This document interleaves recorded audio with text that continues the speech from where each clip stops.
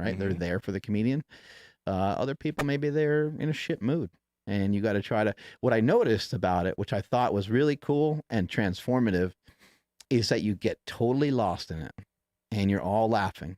And I'm like, right now, it doesn't matter that someone is Asian or black or fat or skinny or tall or anything else. Or there were some people there in like wheelchairs. There was like none of it's like in a moment when people are caught up in it, everyone's fucking happy. And I was like, that is like, it's like, holy shit, that's powerful. But anyway, we got a racist joke to start the show off with today, which are my favorite things. Let's go. But it's not even, I don't even know if the racist necessarily isn't. Maybe an observation. I don't know. Oh, Determine for yourself. Tom Segura was talking about how he started boxing. Yeah. And he's like, you know, I've been going to these boxing classes, and he's like, I started to get good enough, and they're like, hey man, you're going to spar today. He was like, oh, legit. Like, that's great. I've been looking forward to this. He was a little nervous, but he's like, I've been looking forward to this. So like, yeah, but you're going against a Mexican guy. Oh God. And he's like, and and the coaches looked at him. He's like, you're going against a Mexican guy. And so then Tom Segura kind of looked to like, you know, his buddies that are training, and he's like, Mexicans don't quit. He's like, they never quit. And so he looks back at his coach. He's like, is that a thing? He goes, yeah, it's a thing. And everybody knows about it. And then they go, oh yeah. And one more thing, if you want him to quit, the only way he'll do that is by killing him. Okay. He's like, they're wild. So he's like, all right. You know, he fights a Mexican guy, gets his ass kicked. Yeah. He comes back, you know, and he's working on his technique and stuff again. And they're like, yeah, you know, you're going to have another opportunity to spar. He's like, this is going to be great. And they're like, yeah, but you're going against a Russian. And he's like, what the hell is with all this different ethnicity stuff? Why does it matter? You know? So he goes to his buddies. He's like, what's the deal with Russians? He's like, you're just going to get killed. It's like, you're going to get crushed. He's like, the guy's not going to make a facial expression or care how hard you hit him or what you do. He's just going to keep coming after you. And he's going to, you know, be your worst nightmare. So he fights that guy, gets his ass kicked. He comes back a couple weeks later, working on his technique training.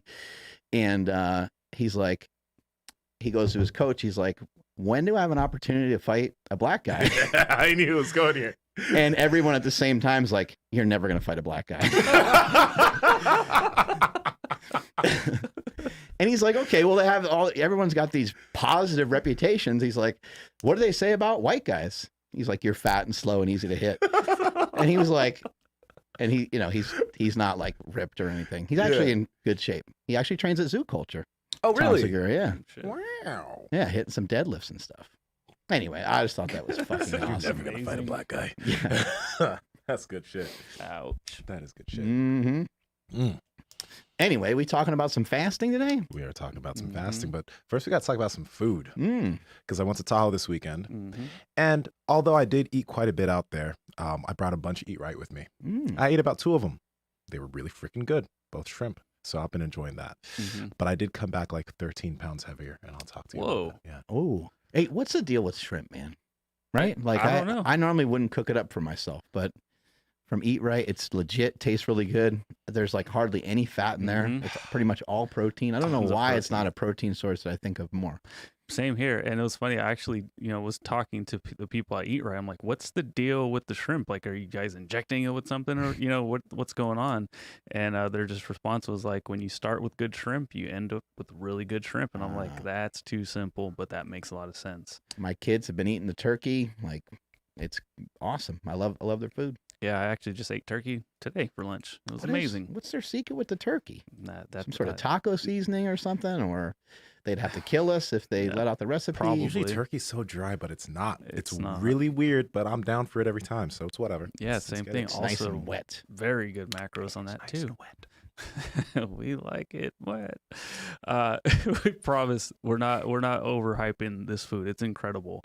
Head over to eatrightfoods.com. That's RITE foods.com. Load up at least a week's worth of meals, and at checkout use promo code PowerProject25 for 25% off your first order, and then every order after that use promo code PowerProject for 10% off. Now I know today we're going to talk about not eating, but when you do eat, definitely make the right choice and choose Eat Right Foods. Hell yes. Let's define fasting for people, because some people are really meticulous about fasting and they are scared to have like a cup of coffee. They're scared to include something like Element, which has some sweeteners in it and has, electrolytes. Like, people are kind of like nervous about what to have, what not to have. Mm-hmm. How do you play it? Before I answer that question, let me write that down. How do I play it? I have a question for you, because I wonder if we should start doing this or not. Should we start calling, because I actually plan on doing a 3-day because of how much I ate in Tahoe, and I was like, this is a good time for a 72. Some people call that fasting, and then some people do the stuff that we do more often, which is just like the daily 12 or 16. Intermittent fasting. Intermittent or time-restricted feeding. Do you think we should we segregate those? I chose that word. Should we Separate out? Should we separate those? Why? Should we separate those two, or should we just call it all fasting? That was great, by the way. I know, it wasn't on purpose. Was it? I think it's important to separate the two, because I think sometimes when we're talking about fasting, I think some people are like, oh yeah, like they talk about fasting all the time, and I got to do I got to fast for 24 hours or whatever a couple times a week. And it's like, neither one of us, although I've never tried that, so I don't know how that would work. Neither one of us really have dove into that kind of fasting. We normally do shorter fasting, which is kind of more intermittent fasting. Mm-hmm. I've done a bunch of different longer term fasts, but yeah, there's usually intermittent fasting. And for myself, some of my rules are, just don't really eat any calories, and also don't drink any calories. So when I say any calories, sometimes there's some stuff that might have 5 calories in it. Sometimes a cold brew nitro coffee might have like 10 calories in it. I'm not really sweating a carb. I'm not too worried about. I think I heard Dave Asprey years ago say, you know what, if it has under like 50 grams or 50 calories, he's like, really don't make yourself nuts over it. Now, does it actually break your fast from a technical standpoint? I think it's just up to you to define. Yeah. And I would also say, I guess there could be research and science that proves me otherwise, but like in terms of body composition, I don't see any extra benefit. I guess I can say this across the board in general about nutrition.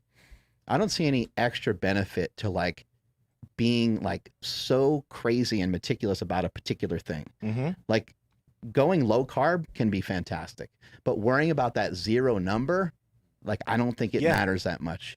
Maybe worrying about the bigger picture of the overall consumption of calories, that might be the one area where it's like, if you concentrate on eating 1,800 calories as opposed to eating 2,200 calories, maybe we can make an argument that you'll get to 5% body fat faster, or whatever it might be. But in general, I wouldn't really sweat those things. Just don't eat.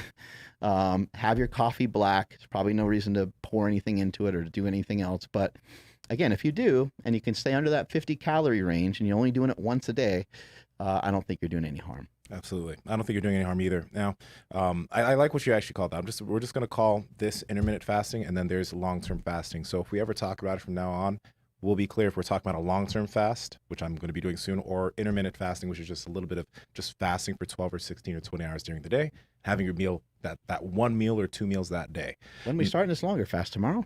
I'm starting today. I've actually already started today. I haven't eaten anything today. I'm not going to be eating anything tomorrow or the next day, because I had 2 all-you-can-eat sushis at in Tahoe, and we're gonna get into the subject here, bruh. That's why I put on 13 pounds. Like, that's great. On the second day when I went to use the rowing machine, my foot did not fit into my shoe, into my wide foot shoe. Usually I can just slip my foot in there. I was like, why am I struggling? It's because you got gout. That's my favorite thing, man. I love that feeling, like, because that's the old school like powerlifting feeling. I'm like, I could lift so much right now. Like, I know my face just grew exponentially, but I could bench a house right now. This is gonna be amazing. Oh my god, the food belly I had was so uncomfortable that night, and then that morning, it's just like my abs were like, they were visible, but they weren't. There was no lines. I was like, damn, I haven't felt this in a long time. Nice. In a long time. So that's why I'm like, I can go for a 72 and be perfectly okay. How often do you end up eating like that? Because I know that you do a lot of intermittent fasting. And I know at the end of the day, sometimes you end up with one meal, sometimes you end up with two meals. Have you stretched your stomach out quite like that in a long time? No, no. I can't remember the last time I felt like that. Like I've had one meals where I've had a lot of calories and maybe a good amount of carbs, but not that much. Mm. I haven't had that much in a very long time. And my body knew. My body was like, And then I just like, whew, and then I just like, oof, when I went on that rowing machine, it's like all the water was just moving through my body. I felt so much better after that 30-minute session. But yeah, it's This crazy. is something I'm a big fan. I'm a big fan of fasting into situations and fasting out of situations. And again, just please don't get too crazy with any of it because you can end up with like an eating disorder. Like so, It can end with disordered habits. Like yeah, some people, an they'll eye for an eye. exactly they'll eat a lot. They'll be like, okay, I won't eat for this. I'm not doing this because of that. I usually like to do a 3-day every quarter, but this is just a good time to do it. It's a good reset, and it's good for you to get yourself back into jujitsu, right? Like, because you don't want the extra kind of weight sloshing around and things like that, right?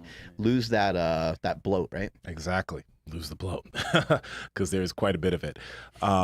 But the big thing that I think fasting has been super beneficial because this is going to be multiple parts, guys. We get a lot of questions about how we use intermittent fasting. So we figured we'd just break it into parts so you guys could easily access it. But the big thing that I think it's had beneficial for me over the past 2.5 or 3 years of actually doing it has been its effects on my habits as far as food is concerned. And this is because a lot of us, we can eat a lot of food. Food is always accessible. You know, you can get a snack whenever you want it. So whenever you feel hungry, you're always in the feeling of, I need to grab a snack. I need to eat some food. I need to put something in my mouth right now. And then when you're in a situation where you're trying to transform your body, maybe if you count calories, you can be super stringent, but even people who are counting calories and they're being regimented, a lot of them, they continually have the feeling that they're not in control of themselves when hunger is concerned. And they always feel like when they're dieting, it is hard. The big thing that fasting's been able to do for me is when I get hungry, I don't always feel like I need to respond to it nowadays. And through building that habit and getting those reps of hunger and not responding to it, nowadays, I don't get grumpy, I don't get emotional. And even when I'm in a deficit, it doesn't bother me because the feeling of hunger doesn't elicit a response anymore.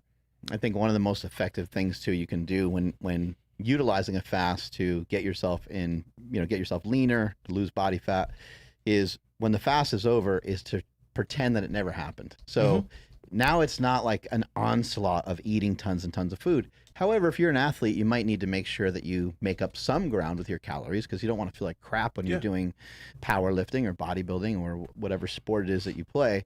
So you're going to want to make sure you eat something. But over a period of time, you'll gain more and more control over all aspects of how you eat. I would also keep this in mind, and this is like where it gets to be difficult, but like some fasting can be really, really beneficial. A lot of fasting, if you end up binging, it didn't work well that day. It doesn't mean that you're a failure at it. It doesn't mean that you can't go at it again, because I've had weeks and many, many days in a row that it looked like that, where I'm like, oh man, I kind of overdid it again. And it's because I'm underdoing it in the front of the day and I'm exercising, and some point somewhere that'll catch up to you. And also it can catch up to you if you fast 18 hours you fast 18 hours every day, it has an accumulation effect. So on like maybe Wednesday or Thursday of that week, now your like eyes are sunk in, like you took all the benefits of fasting and you kind of screwed it all up because now you're getting to a point where you're overdoing it, and your body's going to want to compensate. And the way that your body's compensating is those hunger cravings, they pop out more and more and more. And then when you have an opportunity to eat, you're kind of in a frenzy and you're kind of just like, I don't even know how to stop at this point. So there's two ways to go about that. It's either in your eating window, eat a good amount of food so you don't feel like crap for the next few days or the next day, or you don't have to fast every single day. Like you could do 3 days of intermittent fasting where you do 16 or 18 hours, then you have 1 or 2 meals on those days. Then you have a day where you don't fast. But just remember, on the day that you don't fast, don't have this be a day where you just indulge and eat a crazy amount of food throughout the whole day. Still have some self-control and eat throughout the day, but don't go crazy with it. Because a big argument that people have against intermittent fasting is they just say that It's nothing special. It's just, it's just an easier way to have caloric restriction. And it is an easier way to have caloric restriction, but people don't realize the effects that it can actually have on your habits when it does come to food. Because now, not only is caloric restriction easier, but outside of doing caloric restriction, now when you feel hungry, you're not always responding compared to the individual who's just trying to do a normal diet and they eat 4 meals throughout the day and they eat small snacks that fit their calories, but they're continuously always responding to hunger by putting food in their mouths. And that's a habit that a lot of us, including myself, had to get myself out of. Because if I didn't put the food in my mouth, I'd be a bitch for 2 hours. And that's not nice for anybody. And this is where missing a day of eating could be really useful for you. You can say, okay, I'm actually going to fast for 24 hours, and I would like to see how many times I get hit by hunger. And you probably notice that you'll get hit by it 3, 4, maybe 5 times in a day, right? Now, the next day, resume normal eating, have your however you normally eat, and you're going to notice that you get hit by hunger probably a similar amount of times. The only difference is that you're filling in that hunger impulse each time on those other days. So for me, what fasting has taught me is that a little bit of fasting can be really, really effective. But if I overdo it and I start doing it day in and day out, it starts to weigh on me, and my body and maybe my brain and maybe just some old bad habits are like, hey man, like you should go, and just a lot of these things start to dance around in my head, you know, and it becomes attractive to me to really overindulge. And at this point, I have done a good job of disconnecting myself from junk food. So junk food isn't really as problematic as it used to be. Pizza and fast food and chips and things like that. I don't care about those things as much, but I'll still end up overeating. So over a long period of time, though, I mean, that took a long time to get to. But over a longer period of time, I then even learned how to recalibrate that. Now when I eat, when I'm coming off of a fast, it's not a complete onslaught. I am able to control it. Now I'd made some rules for myself, and just, going after protein first has been helpful. Trying to get some fiber has been helpful. These are all things that take a while to digest. And then getting in a good amount of fat is also important, because fat, not only is it satiating, but it's very satisfying. And it does slow down the amount of time it does take to digest the food. And so you'll have that food in your gut for a little longer, and you should be able to, kind of break away from your eating, so you're not in like this crazy frenzy. If you can remember, if you can remember how you started, because remember when I started doing fasting, I started off with like 16 hours. That was like, I was like, let me try fasting for 16 hours. What would your suggestion be to an individual who's just like, they want to start trying this out and they want to ease their way in? Would you say 12? Would you say 16? What would you air them towards? Yeah, I think someone can start out by working towards a 16-hour fast. Now, maybe they just get so hungry that they stopped at 14. Still good. Yeah, it's better than you've ever tried before, probably. So, I think it's nice to have numbers. It's nice to have rules. I work a little differently. So for myself personally, what I started doing was I was like, I'm just going to stop eating about an hour before bed. And I'm going to see what it looks like if I just eat at like 12. And that ended up actually being a pretty long fast. And so that was something that's kind of where I started. And then I was listening to some stuff from Thomas DeLauer. And Thomas DeLauer is a guy who also lost a pretty good amount of weight. I used to be 330 pounds. Now I'm 230 pounds. And so I was listening to some of his stuff, and I was like, I feel what he's talking about. And so he suggested fasting more like every other day rather than every single day. And when I switched to that mentality of doing like 3 or 4 times a week with fasting, that helped a lot. But I still had to learn on the non-fasting days. My brain, like just like anybody else that we give advice to, we'll tell someone, hey man, here's kind of a diet plan. Here's some of the things you should do. And they say, what am I going to eat during the Super Bowl? And they'll say, what am I going to have in my birthday? Like, these are all things that my brain still kind of works like that. It's almost like I got this reptilian brain that like, it won't advance past, it won't advance past, where it was. It's so obsessed with food and piling up food. So even now, like when I fast, I'm trying, and I got my freezer and my fridge, and I'm trying to take some food from the freezer, put some food in the fridge. I'm thawing shit out. And you guys would think like every night that I'm having like 100 people over.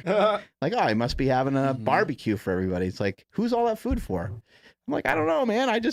I worry that I'm not going to be able to eat, I'm not going to have enough food, you know? So I start thinking about it that way. So, but over time, I've been able to tame it a little bit more, a little bit more, a little bit more. And it's still not great, but it's getting better. Yeah. That's the same thing that happened to me. And I think one good thing that people could do is, along with, you know, just give yourself a baseline of hours you want to try fasting for. Maybe it's 12 hours. So you go to sleep, you wake up 8 hours later, you fast for 4 more hours, and then you eat. That could be cool.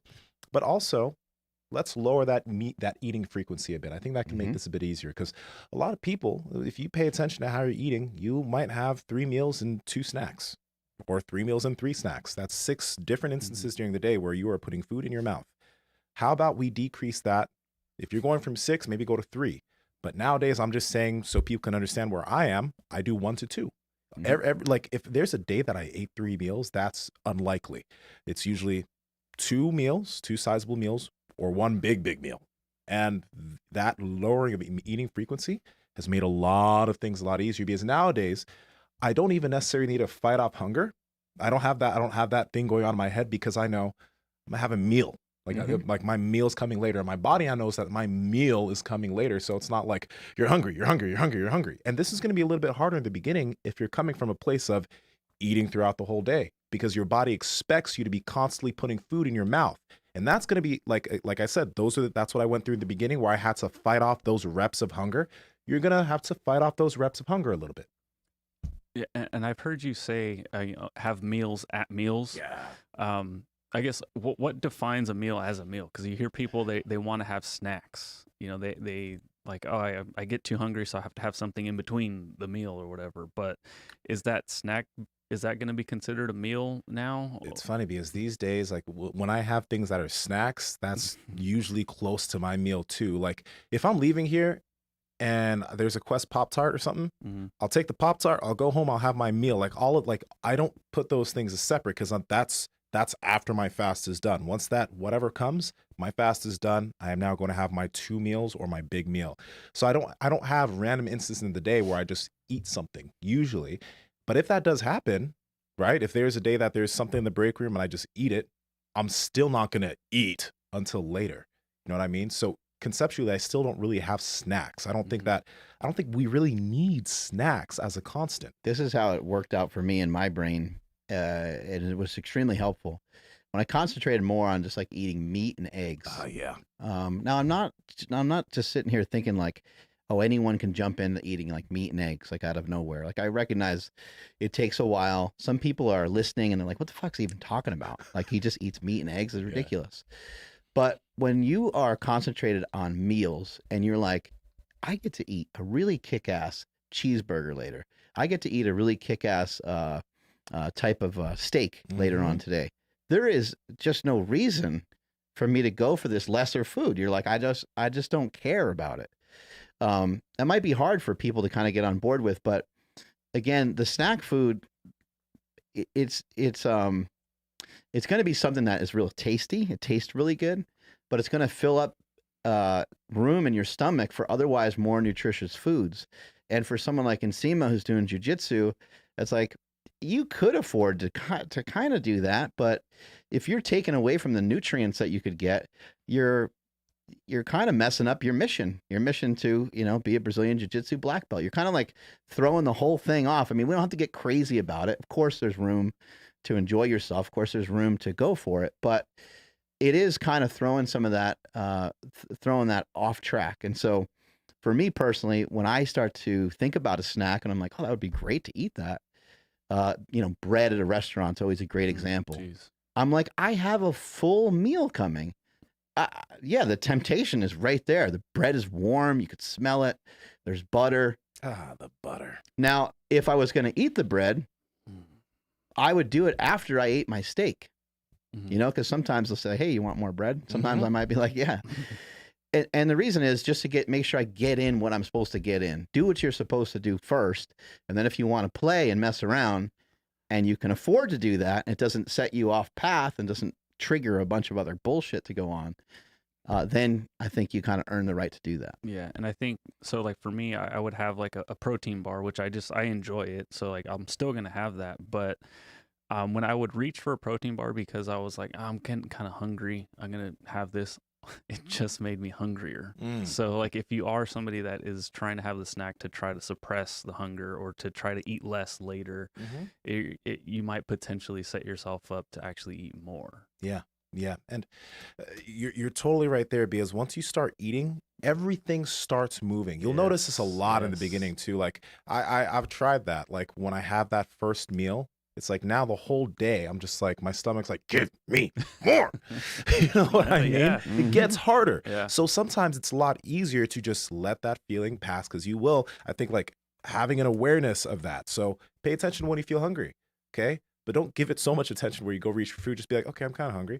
Go do something. Go get busy. And then just realize it goes away. People's meal frequency and just when they eat, I think a lot of times people are completely oblivious to it. They just have maybe never worked on trying to be mindful towards it. A practice of having like an eating window. I personally think an eating window is like just easier to, it's like a lower number, like 16 hours, kind of hard to figure out, but I don't know. 5 to 9 p.m. Yeah, or like a 3 to 5 hour fasting window just seems super simple. And shutting down your food, an hour to 2 hours before you go to bed, you're probably not going to feel. Maybe you'll feel hungry at first just because of the thought of it, but you're legitimately not hungry. One of the big things I learned is that I wasn't really actually hungry. Like you have body fat to live off of. Like it's a what I call a fake hunger.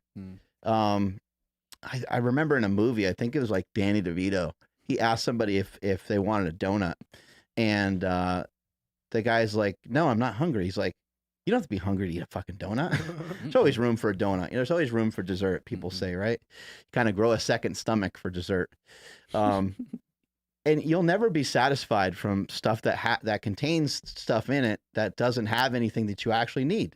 You'll never have enough of what you don't need. And that's the ultimate example when it comes to snacks. But I had this fake hunger. So I was trying to think of like, what are some rules I can make against this fake hunger? And one of the rules I came up with, because I don't really love them, but I'll eat them, is if you're really hungry, eat some hard-boiled eggs. And if I was really hungry, my other rule was like, make like an omelet. Like I actually like omelets, but the act of like, cracking the eggs and just doing it doesn't take long. It's short, but it's like, you're really hungry. You're really that hungry. Well, then prove it to yourself and actually cook yourself a meal rather than just reaching for a snack. So I think you'll know if you have fake hunger if you don't want to eat the leftover steak, if instead you want to eat, a box of cereal or whatever it is. And so that has been really, really helpful for me and transformative in a lot of ways. Dude, that's a big thing. I mean, we're going down these rabbit holes, but what you said, I remember this happened this weekend. On day 2, day 1 had that all-you-can-eat sushi, right? Day 2 woke up, did the rowing machine. My ass was bloated. I didn't eat anything the whole day. I think that evening I had one of those, like, I had one of the Eat Right meals and a little bit of rice or something, but I still wasn't like, it wasn't like I was super, I was like, okay, I should just get this meal in. We go to dinner. One of the guys with us, he got this, like, he got a bunch of ribs and he got a bunch of things, right? And he's like, you hungry? You should have some. I was like, man, I'm not hungry right now. I just really just didn't. But the normal me would be like, this is such amazing food in front of me. I'd be doing myself a disservice if I didn't have some of this. But the logical side of me, who's now like, ugh, like understands what hunger is like, I'm really just not hungry. And I wouldn't have been able to do that in the past, because I would have been like, I have to eat this right now. The thing I love about fasting, and this may be harder for some people that are listening that have really struggled with diet before, but you can be camouflage as fuck. You can be a chameleon with this diet, because you can roll into any situation. People are having a pizza party, people are doing whatever, and you can either decide to keep fasting or you can decide to eat some of it. It's not going to really negatively impact you that much. For myself, if I knew I was going to like pizza party, I would probably eat beforehand, and I probably would have carried out like a 16-hour fast going into it, just to kind of I'm a big believer in kind of fasting into situations and then fasting back out of them. Mm-hmm. And then I would enjoy a couple slices of pizza if I wanted to camouflage myself, if I just wanted to be a little bit like everybody else. And just because a lot of times people are like, they're really concerned. You're not going to have, you came to my son's birthday party. You're not going to have some fucking birthday cake. Like they're really bent about it, you What's know? the matter with you? Yeah, man. What's going on? You know, it's like they won't let you off the hook. One slice of pizza is not going to make you fat, but here's 2 whole pizzas for you. Right. And you could fit some of these things in. You know, I think there's room to fit some of these things in. Again, for some people, it could be a trigger that throws them way off course, but I like the fact that you can kind of be a chameleon with the diet. Yeah, man. Nah, it's funny. Like, that was what was happening. Homie was really trying to get those ribs in my mouth. He's like, "You sure, man? These are good ribs. They're real good." I'm like, I'm really just not hungry, bro. That's great. Right? So it's just like, but I wasn't, you know. But usually, because of how much I could eat in the past, I'd have been like, "Don't pass up the ribs. Eat the fucking ribs." I think for you should just tell people, I don't eat that way. Yeah. And just give them a look of disgust. Yes. I ain't gonna be no dick about it, man. Oh God. Or you Just- think I eat that way? Give me a break. Present. Like, I'm really concerned that you guys eat this way. Like, you really eat that food? Mm. And you just walk I'm not away. surprised you look the way you do. Damn, I need some ribs now. Mm. This show sucks. Yeah, Oh, it's man. It does this okay. to us every time. Every time. But okay. But real quick, let's say, so to introduce yourself into fasting, maybe I think I like what you did there, because no longer, I really don't think about a fasting window anymore. Nowadays, I really think about, I'm going to go home and I'm probably going to eat between 6 and 9. That's what's usually going on in my head. I don't think about not eating. I think about when I'm going to eat. Yeah. And I get excited by it. Exactly. I'm like, it's going to be so dope. I'm going to get home and I'm going to eat like a motherfucker. Exactly. Yeah. So figure out your eating window. All it depends on is, you know, what time you're going to get home, or if you want your eating window to be in the morning, if you're a psycho, you could do that too. That is psychopathic. We'll have to And talk you've about done that. it before, haven't It's you? hard. Well, for me, it was really difficult. It didn't work with my schedule. It was rough. Shit's tough. Yeah. And then when you are actually fasting and the time of the day that you're not eating, you can give yourself some tea. Caffeine, remember, is an appetite suppressant, guys. So it's going to make your fast a lot easier. So some coffee, some tea, electrolytes. We talk about electrolytes not just because they're so great for when you're exercising, but they're actually really good at actually keeping you hydrated. So electrolytes will make your fast easier. What else? Well, people always ask about training. They ask about like pre-workout, post-workout. Again, we're trying not to really consume any calories until it's time for our eating window. So the thing I would say about, like, sometimes people ask about breakfast. The first meal that you eat is breakfast, always. Like the first meal you always have, no matter what time of day it is, that would be break fast. You're breaking your fast. So that is automatically breakfast. As a person that engaged in some like bodybuilding-esque style diets in the past, you learn to break the habit away from the clock. You know, there's no like eat this at lunch, eat this at dinner, bodybuilders, they'll wake up and sometimes they'll eat like tilapia or something. Like it's regardless of the clock, because your body doesn't know the difference of really what time it is, whether you're supposed to eat donuts or bagels, or like, that's all just made up. It's all just made up stuff. But yeah, fasting it's been really important and like super helpful for me over the years. And I always do get, this is a question I still get from people. They're like, then how do you fuel your workouts? We'll talk about working out and fasting in another episode. But the big thing is we just eat enough when we actually eat. Because people think like when you eat at night, it disappears the next day and you have to eat again the next day to have fuel for your workout. But that's not the case. Like, I have adequate fuel from what I ate that night to then go and perform in the gym or in jiu-jitsu the next day. If you only ate like kind of a pure protein source or something, you're going to be screwed. Yeah. You're going to be very tired. You didn't get enough calories. You didn't get enough fat. For those of you out there maybe already adhering to a low carbohydrate diet, make sure if you're going to eat like 1 or 2 meals, make sure there's some fat in there, because you need some form of energy. And if you're a person that likes carbohydrates, make sure there's some carbs in there, because you're going to need some source of energy. The good thing is that our body does a good job of holding on to some of these nutrients, and we get to utilize them, especially carbohydrates. We have glycogen stores. Your body can rely on them when you go and train. It doesn't necessarily have to happen 2 hours before your training session. Nope. Also, just understand, like, this is going to take some time. Like week 1, you might feel like shit. Might be like, those guys are assholes. It might be 2 weeks. It might even be, like a full month where you're just like, wow.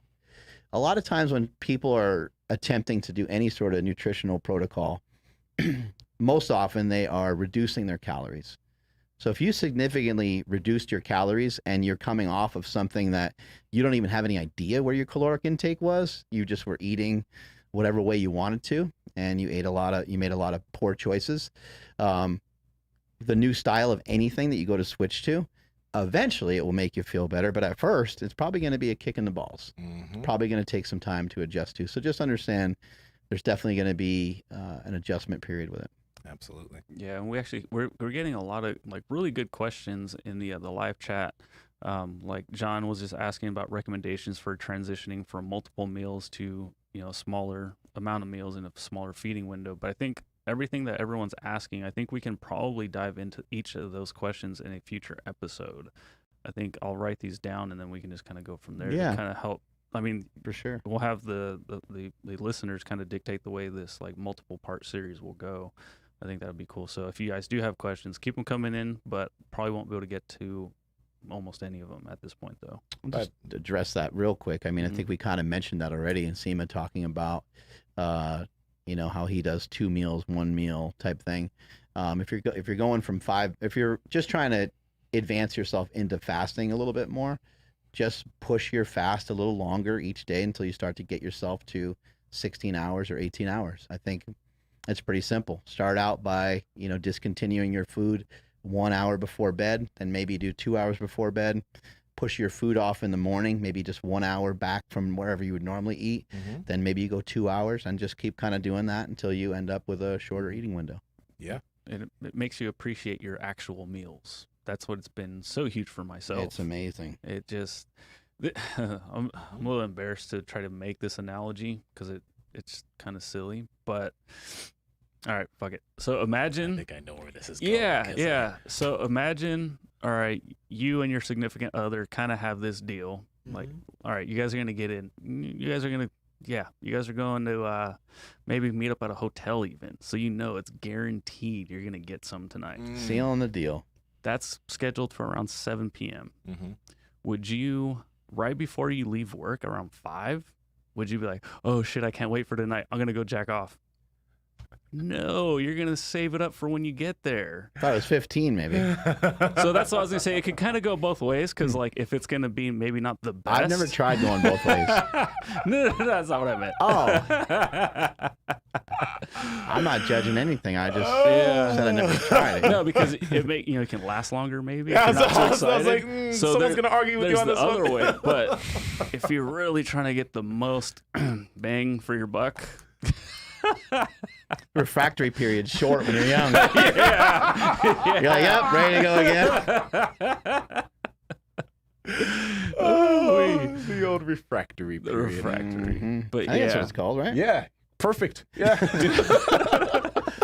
I figured the conversation was going too professional. We had to bring it down a notch, but I think the analogy still works, and I get the I point think it across. works. Yeah. The point has been sealed. I get it.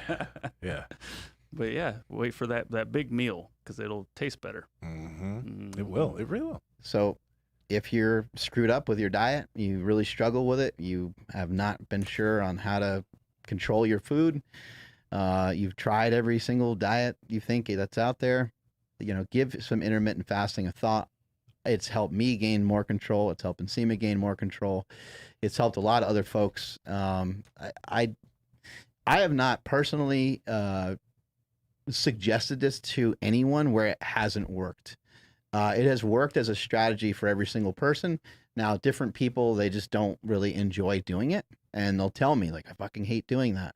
I'll say, okay, well, let's just stop doing that and let's find a different way, because there's many, many ways, many options to lose weight. There's many options when it comes to being healthy and being in shape. Andrew, take us on out of here. I will. I know we talked about not eating, but like we said earlier in the episode, if you are going to, that feeding window opens, make sure you feed your face with the right food.